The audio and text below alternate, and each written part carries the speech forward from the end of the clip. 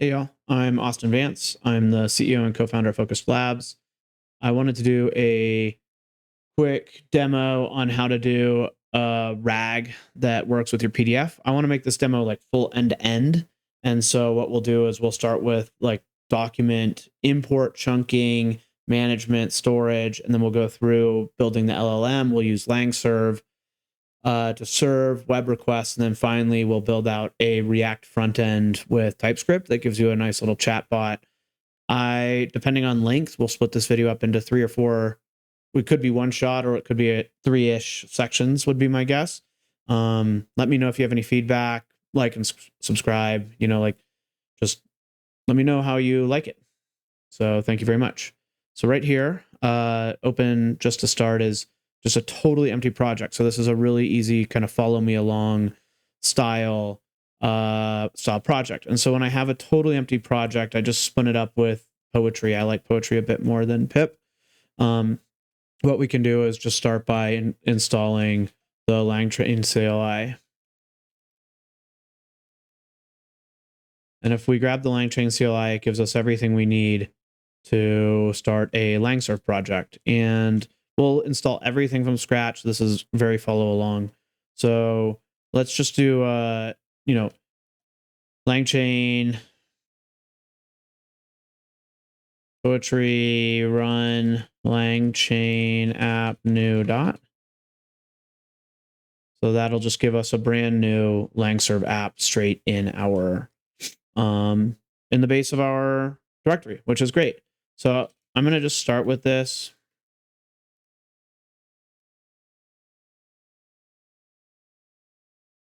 And we have our initial commit to work off of.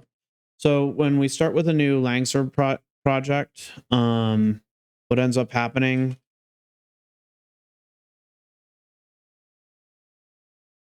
is we get a couple things. We get packages and we get app. We'll just focus on the app section for now. And in app, we have a server. We don't need to use anything here yet. But what I want to do instead is just create a new package so we can start to import documents. So our first import, we'll just name it importer. Maybe seems fairly simple. And I want to grab some source documents. So I'm going to actually just grab them from the main, from another project. So these source documents are a handful of court case documents that came out of the Epic Games versus Apple trust lawsuit. So let's build a RAG that can let us ask questions about what happened between Epic and Apple. So I now have my document importer package, and I want to just create a new file, and I'll call it like load and process. Load and process .py. So this is the file that's going to load all of our documents and then process them for the LLM. And so what we'll need to do is there's a few steps. What we do is we need to parse the PDFs, since these are not like in text format. We need to get them into a text format and then chunk them. So chunk them means splitting them up into, pieces that then our vector store can store semantic similarities on. And then from those pieces, we need to store them in a vector store. After we chunk them, we need to embed and then embed those chunks and then store them in a vector store. I am going to use for this project the LangChain Postgres vector store, which I think is just an awesome way to get started. It's on every single major cloud provider. There's a really simple Docker container you can pull down. It's great to use, and it just gets you going in no time. So there's a couple other things we'll need to do just to get started. I'm going to grab an M file and just paste that in. That M file we won't look at. So I just pasted in an M file just kind of in the base of this directory here.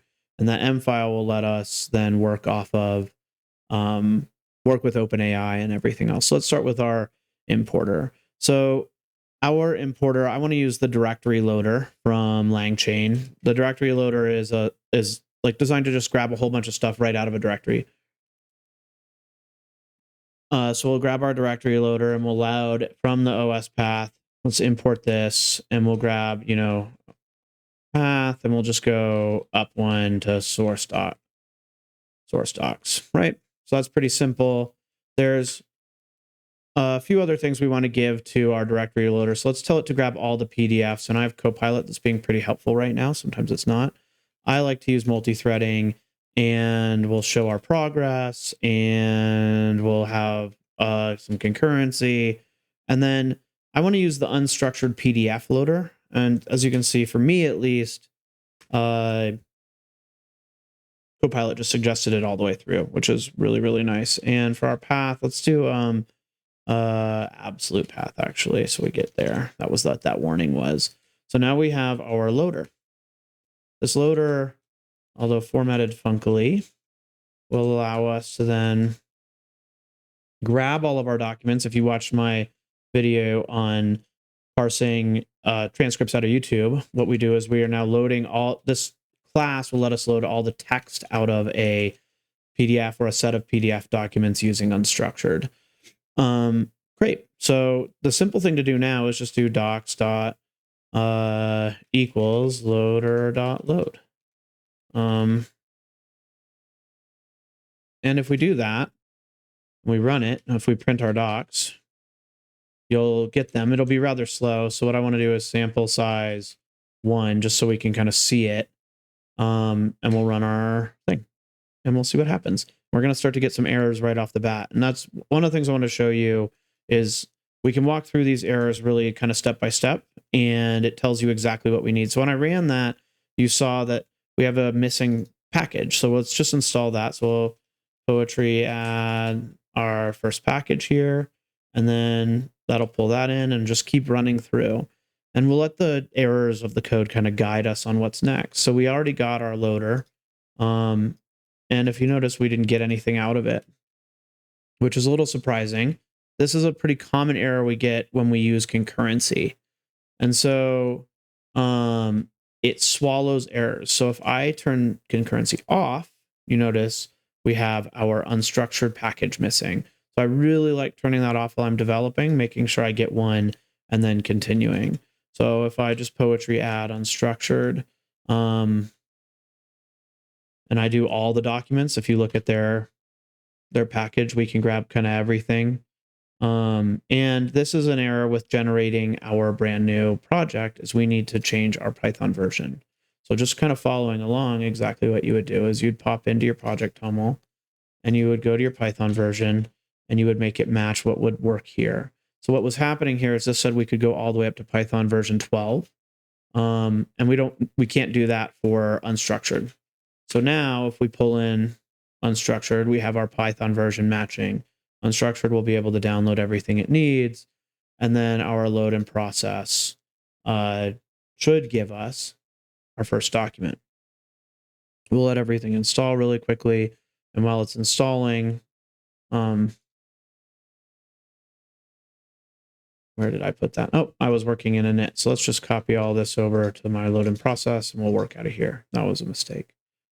So still just finishing installing. Just need this last one. You don't have to do all documents. You could just pass in PDF or PPTX or whatever document you want when you're installing unstructured. I do all as like the project. It doesn't blow up the project too much, and it helps me kind of just keep iterating. So now if I do this, we have our sample size of 1, and we should print out our first doc.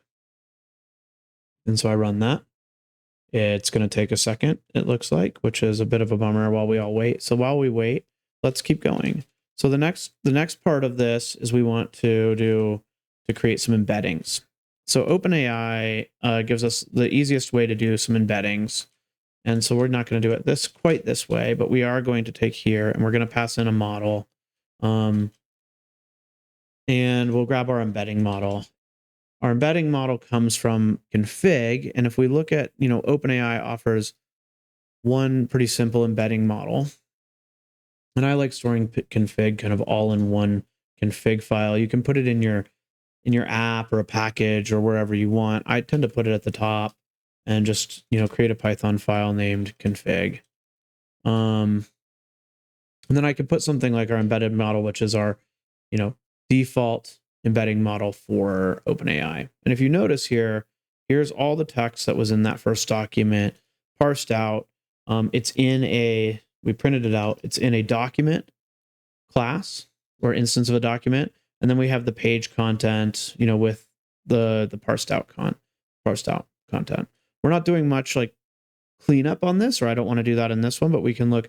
We also have some metadata that Unstructured and LangChain add for us, including a source which points to the file on my computer that is in. So cool. So now we have that loading, and we have our OpenAI loading our embeddings. We'll import both of those.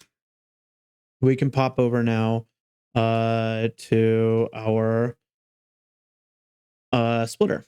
So when you have a big document or a lot of documents, what ends up happening is they're so big, the LLM can't process. When you do a similarity search, you might find something that has the right context, but then you pull in all this context, and then it's really hard for the LLM to extract meaning. And so then your chunk is essentially too big. So we want to split up our documents into smaller chunks. If instead we make our chunks too small, what can happen is our vectors or our vectors in our vector database, those won't hold enough context to give to the LLM. So we'll pull in maybe like one sentence or part of a sentence or something like that. And so the LLM can't, take what was returned from the document and then start to answer questions. So the kind of cool thing right now is the semantic chunker. So we're going to use that. We're going to use a semantic chunker, and for a semantic chunker, we're going to use our OpenAI embedder to do it. And so how the semantic chunker works, just kind of really quickly, is it splits all of your document up into sentences and then looks for similar sentences and then groups those together inside of your vector store so that it's faster, easier to split, and you have more context inside of each chunk. It's a really nice way to make sure that you get really clean splits on documents that are long form text. So they don't work well on things like, they don't necessarily work well on things like lists or code or anything like that, of course, but works really well on text and especially on legal documents. So the semantic chunker isn't here. And so we need to grab it from, Copilot's actually suggesting it for us. So let's grab it. So we're going to download the LangChain experimental package, which will include our semantic chunker. And now we can import that. So our semantic chunker, we can name it like text splitter or something like that. I see that a lot in the OpenAI documents. We name it text splitter, and then we want to split up our thing. And really nice, Copilot continues to just give me a ton of great suggestions. We have all of our chunks. So let's print out our chunks now. So if I go here and print out our chunks and I rerun this, it'll take a second to run. So we'll keep working while it's running and we can look at it afterwards. We get an error. And so we're getting an error because we're using the OpenAI. We're using OpenAI's embedding model, and we need to have access to their API for that. So in order to do that, we can do one of two things. We can import our environment variables, which includes the OpenAI API key in the correct name, which is, if you use this environment variable, then we end up being like, it just happens automatically, or we can pass that API key in explicitly. So to do that, I like to use just python.env, and I use load.env for that, but we need to install it. So we'll do poetry add python .env, and there it is. So now we can come up here and import that and run again. So that'll grab now that .env file I pasted in earlier. And if you notice, now we're missing OpenAI. So we're just letting our errors continue to guide us. So let's poetry add OpenAI. And that's there. So let's run this again. And if we look, there's actually an issue here. We're going to get a deprecation warning. First we need to do tick token. So just continuing to work through poetry add tick token, which is the kind of splitter that OpenAI uses. And we'll just keep running this and continue to get our errors. Or we'll get a deprecation warning. So here's our deprecation warning. And actually, if you look, now we have our document and it should be split up. So if you notice, there's a document here and there's a document here. So we have a few documents now that we're working with. Another one starts. So we have one there, one there, one there. You know, we could print out the length, but we're seeing that we're getting a lot of documents now. Well, that's just text. So here's another one with different page content, different metadata, that kind of stuff. So that works really nice. We're seeing each chunk now.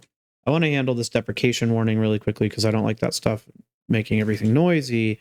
So let's grab our this and install our LangChain OpenAI package. So LangChain has decided to move OpenAI into its own package.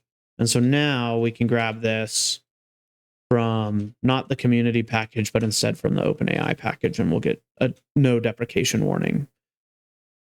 So now we have our chunks and we need to have something to do with them. So what we do with those chunks is fairly important. You can store them in any number of vector databases. I can do tutorials for them if you want, but you know, there's Redis, there's Pinecone. We're going to use PGVector in this tutorial. There's a ton of others that are, you know, run as SaaS products. I like PGVector because it's just installable, runnable, and feels great. So to get PGVector going, there's a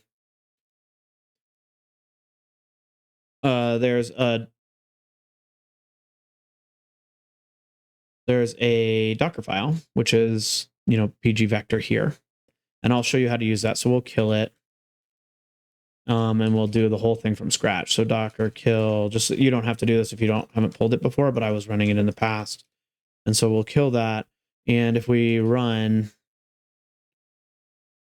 we're going to run our PGVector. And I just, for local, I pass in no auth. You know, it's fairly simple to do. And you just keep going. So not necessarily the best practice, but it's easy enough for local development. And then when you're developing in prod, you would want to use a full vector database, or you would use a full username and password and all that kind of stuff. So I'm going to run PGVector in the background. Let's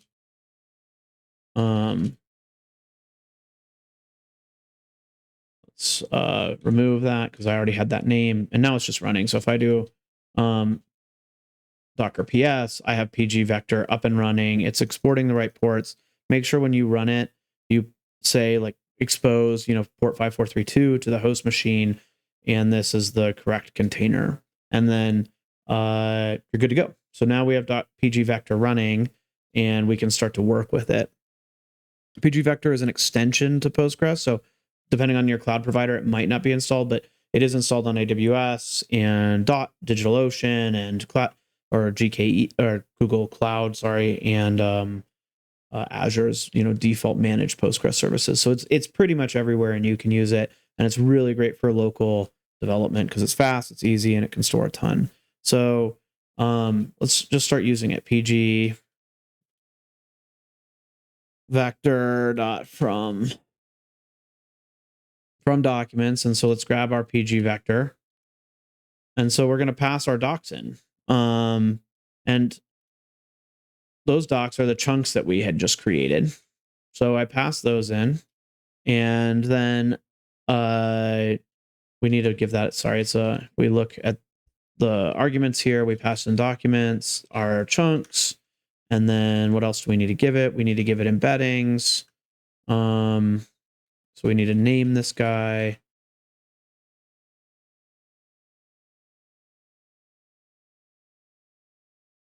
Embeddings.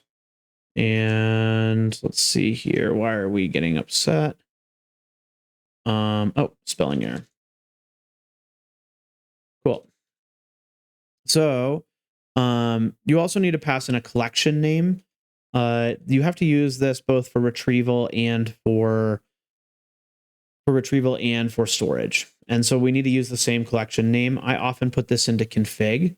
So if we look at our config, I can add, PG collection name, and let's just name it like PDF rag. And so now we can pull this in just so it's now in one spot. We can say, PDF rag, or not PDF rag. We'll call it, what did we name this over here? PG collection name. Cool. And so now we have that, and we need to pass in a connection string as well. We have that in our environment variable, in our environment file, but you could also just pass in, you can also pass it in for the local development without any username or password. It's really simple. Our username is going to just be Postgres. It would look something like this. Sorry, in quotes. So it looks something like, Postgres. We don't need a password, actually. This was just default, and then localhost 5432. And then we need to give it a database name. So we'll name our database like PDF rag vectors. Vectors. I just like vectors more than vector store. And that would give us everything we need there. And then I tend to pre-delete the collection just so when we continue to iterate, we'd see the collection, cleaned out, so we don't just double everything up over and over again. So if I run this, we're going to start to get, missing package errors all over again. And we'll let that run for a second. Boom. And if we look here, we have no, psycho PG package. So poetry add psycho PG, and we just kind of walk our way through missing dependencies again. And we run another import, and we let that run. It kicks over, it gets embedded, and we run into an error. Let's see what's going on here. So we are missing our database. So that's really good. So it's telling us exactly what we need to do. So we hop in and we can just do pSQL and connect to our local database.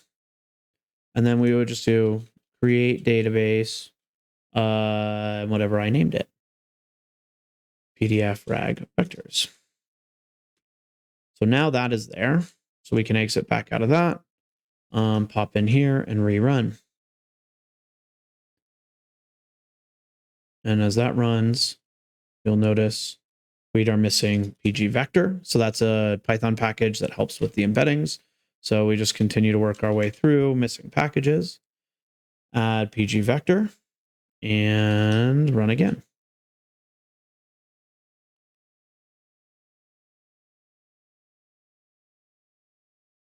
And boom. So collection not found is an error that comes up if we haven't created the collection inside of our vector yet, or inside of that database yet. But now we're good to go. And we can actually see that if we reconnect to our database and we jump into our PDF rag vectors database, and we do a describe. LangChain created two tables for us, the LangChain PG collection and the LangChain PG embeddings. So if we look at these, we can describe each of these, and we'll see that there's, an index, we have a name, some metadata, and a UUID. And then if we look at the other one, which was, forgetting really quickly, embeddings, you'll see that it has a primary key, or sorry, a foreign key linking the collection with each embedding. So that's how you can put, more than one set of collections or different types of documents or chatbots or something like that into one table. So, and if you notice,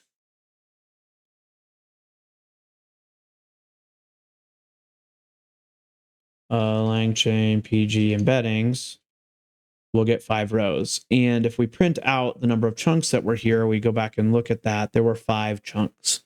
That shows we've imported all of our vectors for at least that. So while we go work on the LLM, I'm going to start importing all the other documents.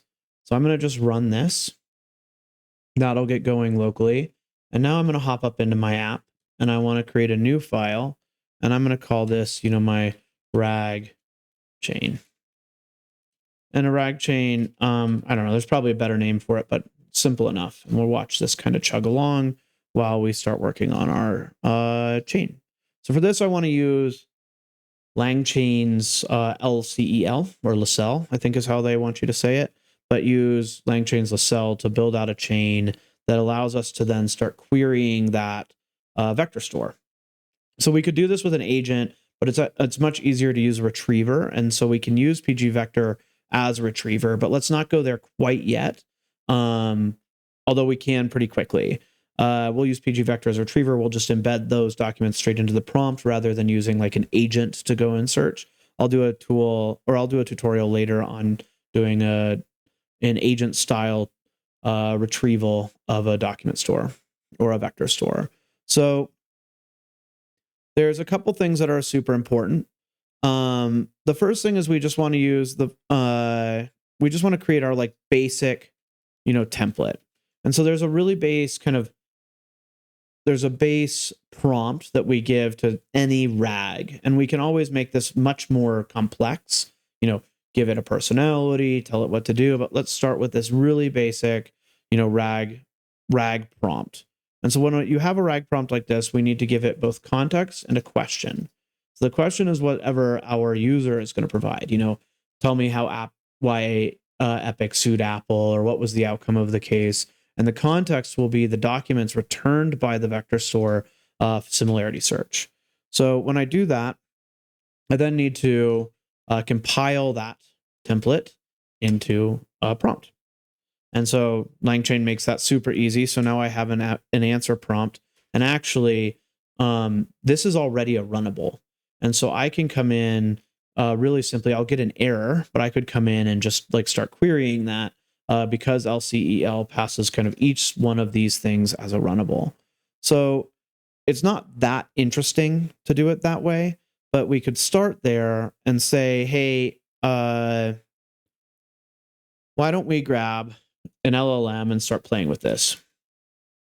So if we use Chat OpenAI as the LLM, and we'll import it from the new one, and we will say, temperature is 0. That kind of brings down the randomness in the rag.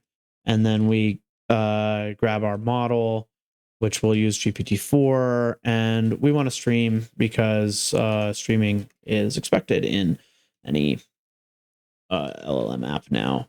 So we can call this our LLM. And that feels really nice. So really simply, if we go down here, we can say we have a final chain, and that can immediately be our answer prompt piped into our LLM. Now, and then we would pipe that into a string, like maybe a string output parser. And there you go. Boom. We now have a LCEL chain. We could call it by saying something like final chain.invoke, and we could pass in context. Context could be something as simple as nothing. And a question could be, what is the meaning of life? Geez Louise, Copilot is not helping me right now. There we go. And if I print this,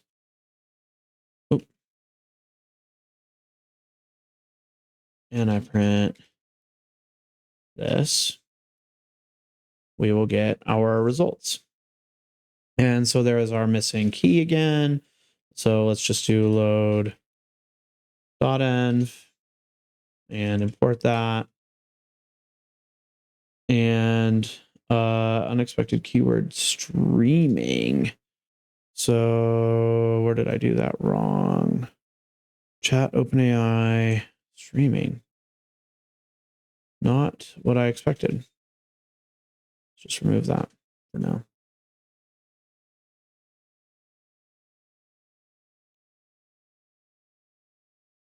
And we invoke our prompt. Oh, I think I did the wrong one.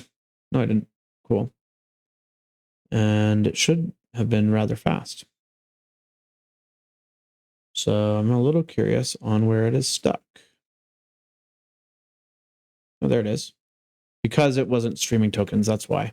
So if you look here, now we called our LLM, we passed in a context. There was nothing to do, nothing there. And you can print that out. We have some other videos where you can like start to inspect these things. You can also, if you have Langsmith access, look at these runs straight inside of Langsmith and see what was passed in and how the prompt was compiled. But this isn't very helpful because what we need to do is be able to get our final or get our documents into where our context is. So let's make this question a little more meaningful. Let's say, why did Apple or did Epic sue Apple? And so that should give us a slightly different response. This might be common enough knowledge that the LLM can answer it without the documents, but we'll get better responses as the documents get added in. So I'm a little surprised about the streaming.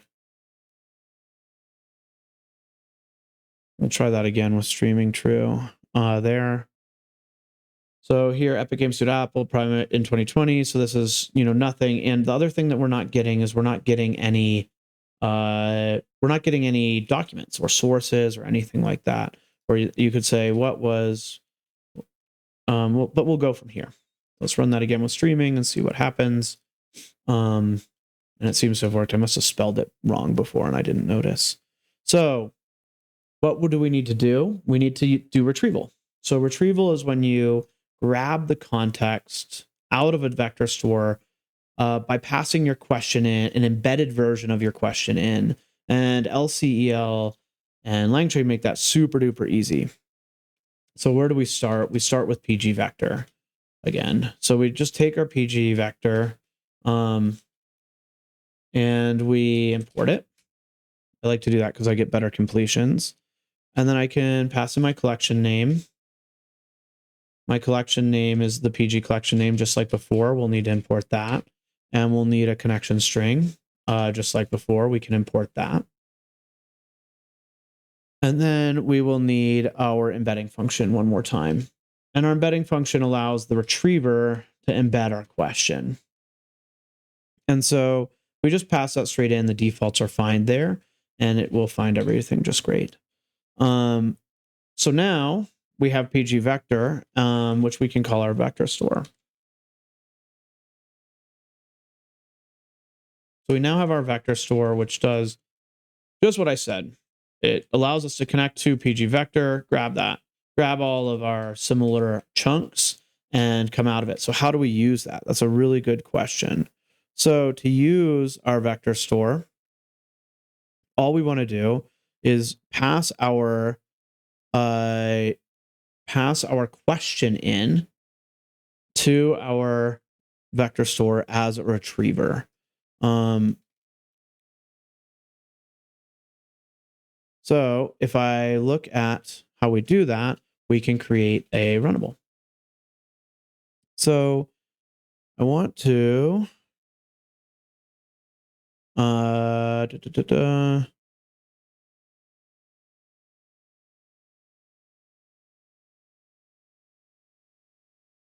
I want to do is just pass in a retriever here. So if I go here and I say vector store.as retriever, I now have a retriever I can pass in, and that retriever now no longer requires the context.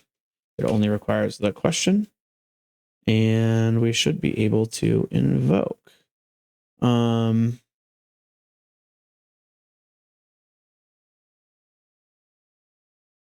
Nope. Database vectors does not exist, so I'm going to need to change my end file, which I will have to cut out, or I can pause really quickly. All right, so if I fixed my database from the environment, what we get now is another error, and it is an error around the invoke. So I think it's expecting just a full string rather than a question key. So let's do that. And pass that in. And so now we're saying we're expecting the retriever to have returned a list, or it got a list, and it was expecting, some sort of chat prompt template. And so now what we need to do is take our retriever and combine all those documents into something that make it much more or handleable by our context. So how we do that is we pass the documents that come out of our retriever, and that will return the key documents. And you can actually see that. Let me show you how you see that really quickly. So if I comment all that out and I just run this, where I delete all of that, if you'll notice, it's returned a bunch of documents as a list here. And so that comes in as a pure list. So now what I want to do is I actually want to take all of these, and I could just say context is this. And now I'm passing my context as what is coming from that retriever, and it expected context and question. And so we need to pass our question through. So now we need to do question.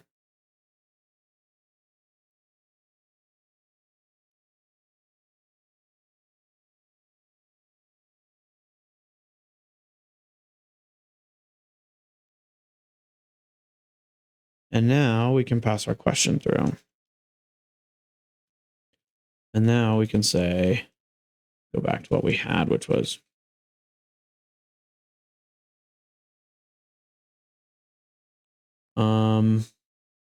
expected string or buffer. So we need to pass into there our question. So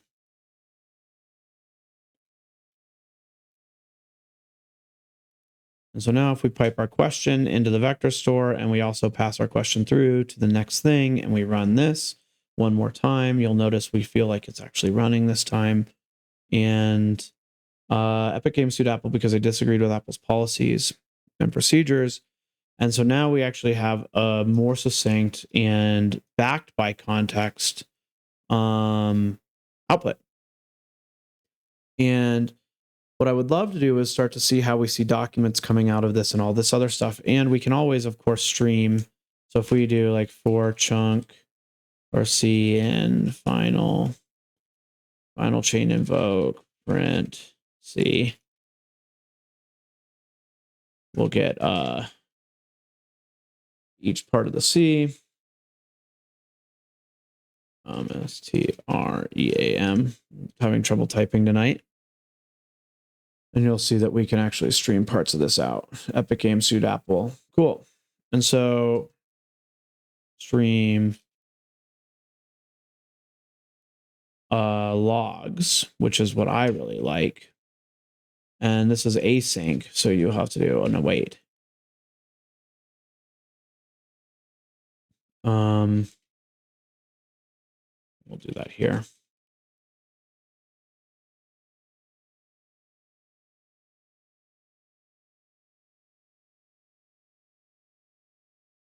And we have to wrap all of that in a thing. So async for, and then we await if we run this, of course, it will finish. So we need to put that into main. So we would just say def main.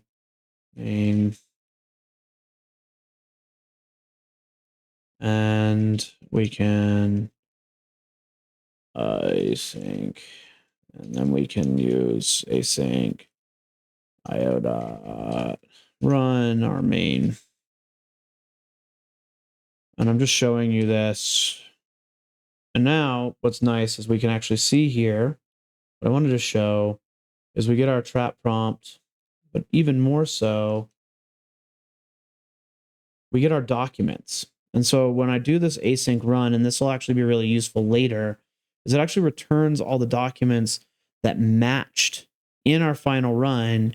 It returns all the documents that matched our similarity score, so we can actually source the responses and give citations, just like in ChatGPT or something else. So let's delete this for now, or we'll keep it there. We're going to not use that. We'll pull it out of this later when we start using it inside of LangServe. So this is actually really all you need to start using LangServe. There's a ton of stuff we can add. There's no memory. There's ways to make the RAG more productive, like multi-question, that kind of stuff. Let's jump into that in the next video. So to round this video out, I'm going to pop into our server, and I'm going to just drop in our final chain, and and this is how easy LangServe is. I'll drop in our final chain that imports right from our other one, and I'm going to just run this. So now, already up and running is our web server. And if you look here, the web server up and running has the RAG output, or has the RAG endpoints. We have it, invoke, batch, stream, log. They all work straight out of the box. It's using type inference, using pedantic to know what you need to do. And then really nice is each one of these endpoints, you can just go to /rag/playground. And now all of a sudden we have our input. So I can ask, we need to give it a type, I guess. As pedantic wasn't able to infer what's going on with our chain, probably because of all of this funkiness. We need to give it a little bit more information on the type that it should be doing. So in order to do that, it's really simple. You would just create a class inside of here, and it's going to use, a pedantic type. So you'll just say class, and you could say like, I don't know, what do we want to call it? We can call it RAG input. And that's going to just take a typed dict. And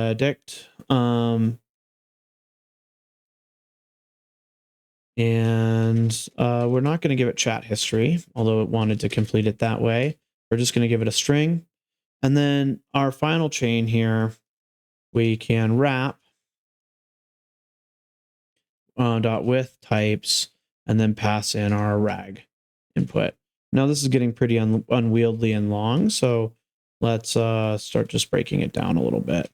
We'll make this bigger so you can see what I'm doing. So if we do kind of break it down into each of the individual components, you can see a little more nicely what's going on. And I don't know why we auto-completed that. And that should be, this needs an argument. And if we look here, it takes an input type named argument, and we'll name it the RAG input. And so now, because LangServe, I didn't run it the right way, and I'll show you how to run it appropriately, it didn't reload. So let's kill this server. There's two ways to run it. One is you can run it from the command line, and you can just say poetry run LangChain serve. That'll start it, and it starts with a reloader, or you can run it using unicorn or uvicorn and pass in the -- reload.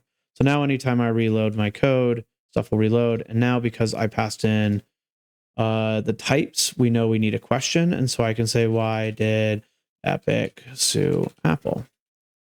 And if I send this, and our output here, we immediately get exactly what we'd expect. Epic Games sued Apple because they disagreed. And if we look at our intermediate steps, we actually get our documents here, and you can see the responses. We get our question. Here's our context. Context has, a document here, a document here, a document here. And so on our front end, in my next video, what we can do is we can parse those documents out and add sources. So you could actually even download the source straight for yourself and read and review what the LLM is outputting. So really quickly, what we did today is we went back through to just overview what we did is we were able to scan an entire directory of PDFs,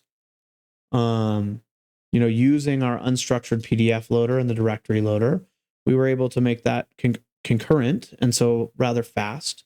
We embed those, we split and chunk those documents into reasonable sizes using the new and cool Semantic Chunker in LangChain's experimental. And then we store those documents inside of our Postgres database locally running in Docker. Then we set up a simple RAG chain in LangChain. So we take a simple template that just says answer the following question. We retrieve our documents from our document store. We retrieve our documents from our document store. We then pass those into our answer prompt. We then give all of that information to our language model, so GPT-4, and then we push that out. We then load that really, really easily into a whole set of endpoints for, here. We load that into a whole set of endpoints for LangServe, and we end up with a fully functioning, working backend that supports streaming and has a PDF RAG right out of the gate. Thank you very much. And I will do part 2 on Thursday, where we will build the front end for this. The front end we'll do in TypeScript with React. We'll handle streaming. We'll get the documents out. And then I'll also add to the end of the video, or actually maybe we start with this. We'll make this RAG chain slightly more complex and feature rich. We'll add things like multi-query. So we'll use an LLM to parse and rephrase the question so we get better similarity searching, or maybe a more breadth in our searches. And then we'll also add chat history. And the nice thing is when we add chat history, we can use Postgres as well. So we only need one database to support the entire thing. Talk to you guys on Thursday.